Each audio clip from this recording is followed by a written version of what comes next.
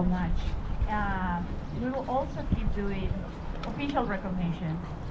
As I say early today, this is probably the first time that we recognize the Battle of the Chelsea Creek with a big celebration, and it's been 250 years.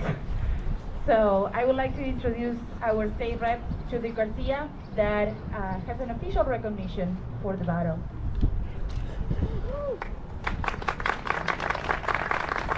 Good morning. Let me hear you. Good morning. Good morning. Buenos dias. Buenos dias. Great. That's the spirit. Wow. What a symbolic gift this is. Thank you so much. Thank you to the organizers. Thank you to our patriots who are here today to reenact such a historic moment for our city. And thank you for the residents who are here today to witness and see and relive a little bit of what happened here in Chelsea.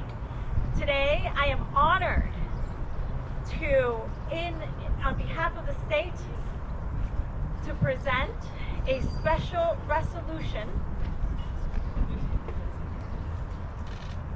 for the 250th anniversary of the Battle of the Chelsea Creek, the first naval engagement of the revolution, and a pivotal moment in securing liberty, independence for our nation here in our beautiful city of Chelsea.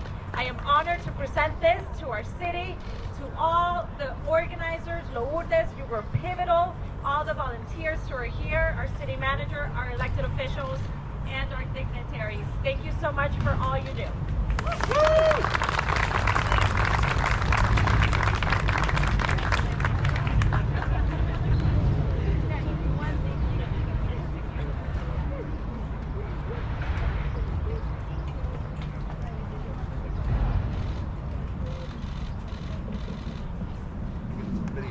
All right.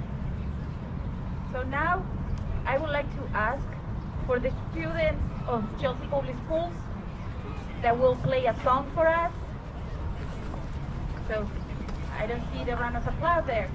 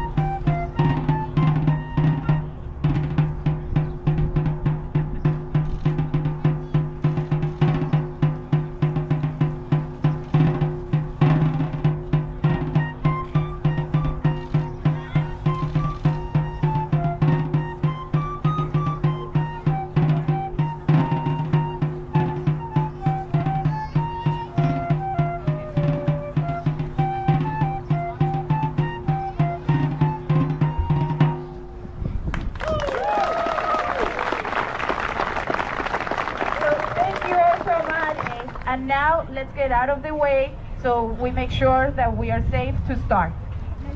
And feel free to join the parade. Thank you. Rest your firelocks. Shoulder your firelocks. One step to the forward, march. Face center. Front, march.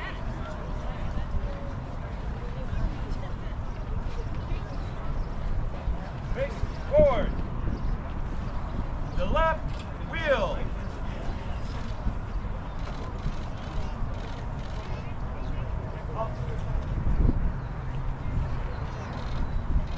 Prime and load.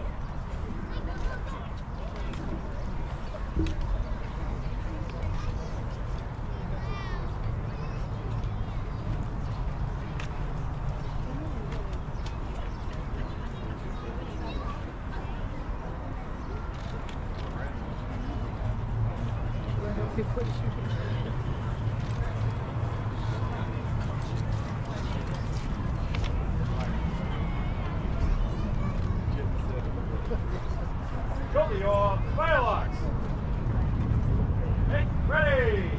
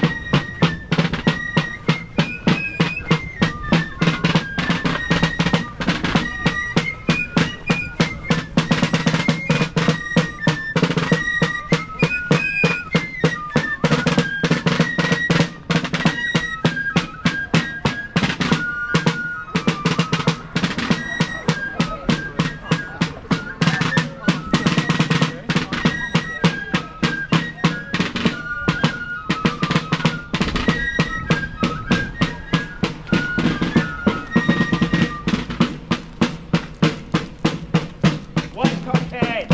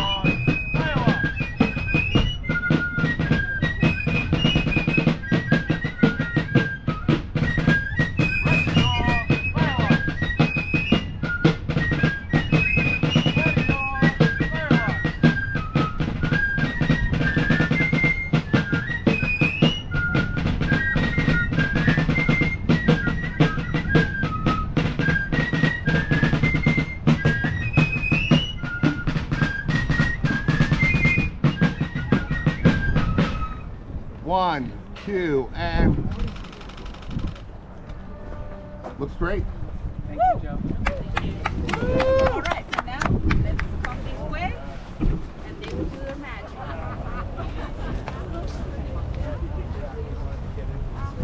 Hold. Alright, quick powder in. I ran the powder down.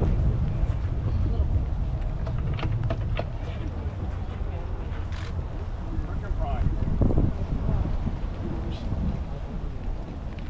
Let's cover up their hat because of rain.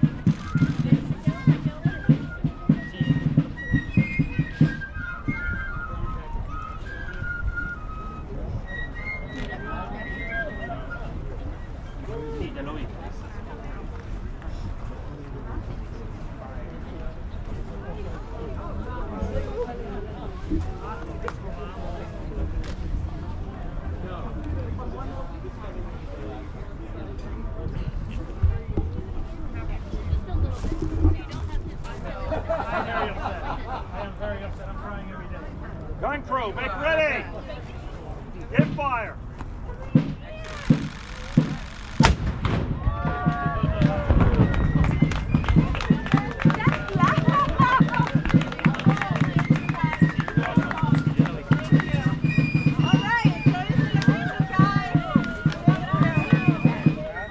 Where the paint takes it.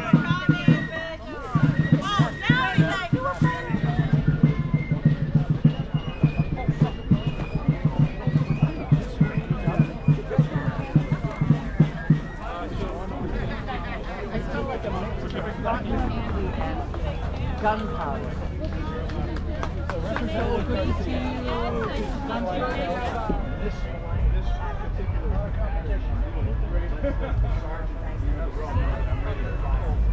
I'll say like this.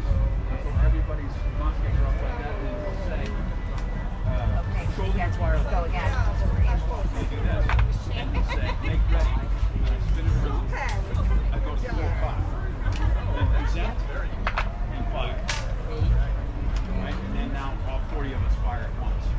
And if you look down here, you saw that it dropped sparks in there, and now you know that I put that black powder in there. So at night time, you see that little color hole there? That's just like the Then it would have been my turn. I had that wall. So But you just forked it, so that didn't have one. I can teach you different hand. Yes. So I made these. Yeah. So these are the horn books that children can take to school. So powiedzmy o takich powiedzmy na czyli są Like you're placing the plastic, What? Oh yeah. like Yeah, 18th century for plastic. this. Yes. I didn't know, but they made spoons out of it. Oh yes. Cups. Yes. This is a Window panes. Yeah, it's cool. wow. Thank you so Oh, much. you're so welcome. Thank you. Good day, sir. Want to explain a little? Huh? Want to explain a little bit what's on the... Oh yes, yes. So this is a colonial classroom, 1775. My name is Ebenezer Parsons, a schoolmaster, and my display is teaching the students how they would have learned in Massachusetts 250 years ago.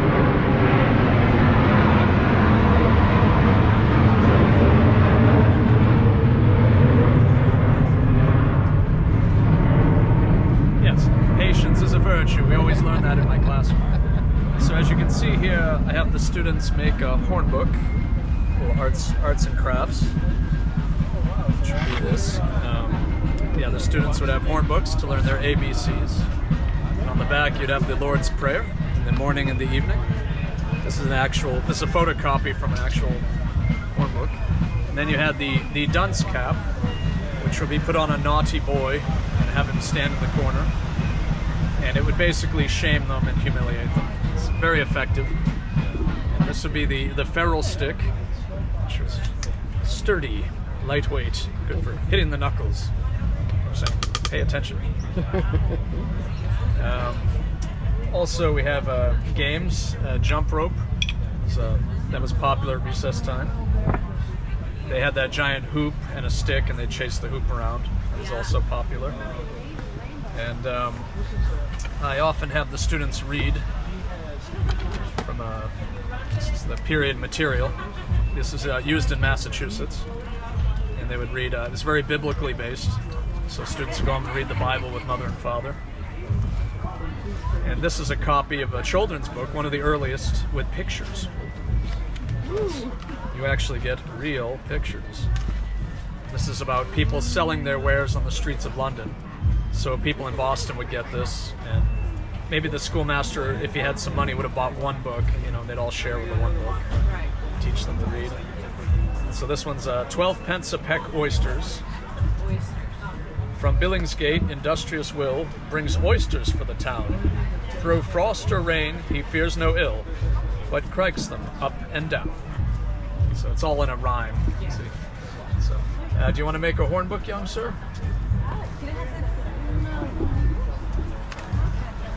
Make a horn book? You can take it with you. Glue stick. How would you do this? You're going to put glue on it.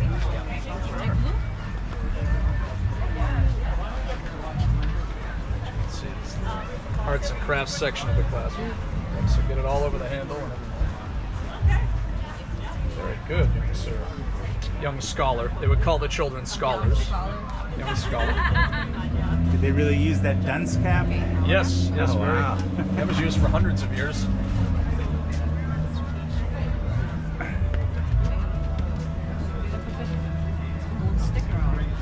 Oh, not right there. You got to right there. Yeah, that's my head. Okay, and then you flip it over Okay, to the other side. There's two sides. So this is the Battle of Chelsea, and at that time, the state-of-the-art weapon was the flintlock musket. It was an innovation over what was called a matchlock. A matchlock had a lever that allowed a match, just like Lourdes just fired the cannon. So that would, by the same mechanism, it was like a handheld cannon. That was the original matchlock musket. A musket is so-called a musket because there's no rifle in here. If you've ever seen someone throw a football or thrown one yourself, you put a spiral on it to make it go straight. And similarly, you could put rifling in here to make the projectile go straight. So muskets don't have that. The downside, they had rifles in the period, but the downside is it takes you about a full minute to load it, where I can load this 3 times a minute. So the infantry, the military men preferred this. It was faster to reload. So this is fully cocked. No powder, so no bang. If you strike a flint against steel, you know what happens? You did all the work and she got to All right, why don't you squeeze the trigger and take a look. You should see some sparks drop into that pan. Did you see it? So sparks dropped into the pan. So the way that it works is, this is not a very accurate weapon. A rifle, even in the period, could be accurate for 275 yards. This device is only accurate for about 35 yards, but I can actually get a shot out to 100 to 150 yards. But I'm not accurate. So what we do is close order drill. You might see it in the movies. All the men are lined up, and we're in 2 rows, about 20 men each, and we're tightly packed, and that allows us to get a whole bunch of shot downrange all at the same time, so we're like a giant shotgun. So in this case, I'll get the command prime and load, which I'll bring it down like this. I'll flip it open, I pull out a cartridge, again not loading it today. I rip it open, put a little bit of black powder here, that's prime. Then I put the rest of the black powder with the ball on top of it, that's a 69 caliber lead ball. I put it on top. Again, this process is supposed to take 20 seconds, and then I ram it down just like I would a cannon. All while you're in the front line. Yes. Well, in both rows. Fire all at once. So then I return to this position. This position lets the sergeant know that we're ready. So if he looks up and he sees 40 muskets all in a row, he knows we're all ready. Then he'll give us the command to make ready, which is to go to the full cock, then present, and then fire. And we'll fire all 40 at the same time. That's pretty much, that's what we did at the Battle of Chelsea. And I'm here configured as a militiaman of the period. All men in this area were required between 16 and 60 years old to be in the militia. 16 and 60. You were required to be in the militia. In fact, you would be fined if you showed up and did not have a functioning firelock or a proper sharp weapon. So I have my bayonet, but a hatchet would suffice. I don't recall, I think maybe 3 shillings, which would be, depending on what sort, if you were a laborer, that might be a day's wages. I know that in Sudbury, there was a man in Sudbury who was fined twice, and then the 3rd time he failed to show up with a functioning musket, he was made to ride the wooden horse. I don't know what that means, but I am assuming that it wasn't good. Yeah. So it was an escalation. It was a fine, then a fine, then the wooden horse. And presumably he doesn't show up in the record again, so I'm assuming that he brought a musket next time. Yeah. He definitely remembered the musket. That's amazing. And how, what connected you to this type of work and history? I guess I'm just curious to hear more of how you're so passionate about it. Yeah, thanks for the question. Actually, I started for the music, so I'm dating myself. But back on 9/11, the year after 9/11, it hadn't been fully a year yet, so 10 months-ish, right? It was the 4th of July. I was at the Boston Parade, and a fife and drum band marched in the parade.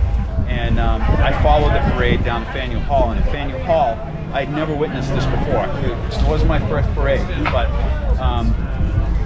the fife and drum band played some patriotic tunes, and people just started singing just from the bottom of their hearts. And we were all there, and we were all in, and it was just a beautiful moment. And I bought a CD because I wanted to remember that moment, and I kept listening to it. And then the name of the band was Middlesex County Volunteers, and they were playing a concert after that, and I went to the concert, and there I was recruited, and my wife and I played fife and drum, not with them, they're the best, they're like the second best in the world. We played with the fife and drum squad that's playing now. We played with them for a while, and then of course it's the gateway drug, but it was the music. Wow, that's a beautiful story. Thank you so much. Yeah, thanks for stopping by.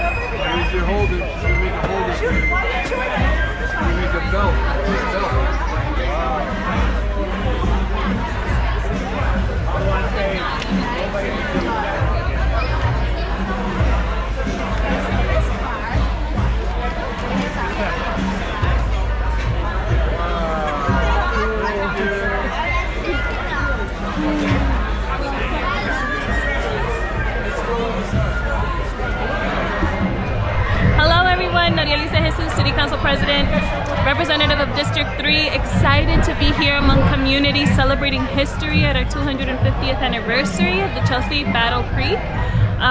It's been amazing. I got to shoot one of the cannons. Our city manager also got to do it, and Lourdes. It's amazing, exploring and learning and celebrating among our current Chelsea community. What brought us here, what got us here today. So I hope that you all, if you did join, enjoyed it. If you didn't join, are able to enjoy at least the visuals. Thank you so much. Welcome to Chelsea today. We are here at Port Park, and we are celebrating the 250th anniversary of the Battle of the Chelsea Creek. It's been a very fun-filled event. We have a lot of reenactors here, a lot of food vendors. We shot 3 cannon shots into the water. It's an unbelievable event, and what's really important is celebrating the role that Chelsea has played in the founding of our country and in the founding of the state. In my remarks today, I said that Chelsea is a city of resilience, is a city of perseverance, and this has been going on now for our 400 years of history. We are so happy to celebrate today, and I want to thank everyone who made today possible. Thank you so much. Good morning, Chelsea. What an incredible day today. We're here in community celebrating with our patriots who are reenacting such a historic day. 250 years ago, Chelsea was a part of history, helping shape our nation and our independence. So excited to be here along leaders, incredibly grateful. I came to represent the state delegation, incredibly grateful to the Healy Driscoll administration, to Mass Maritime for providing Ernestina Morrissey's ship for our families to visit. So we hope that you enjoy this video and a little snapshot of what happened today.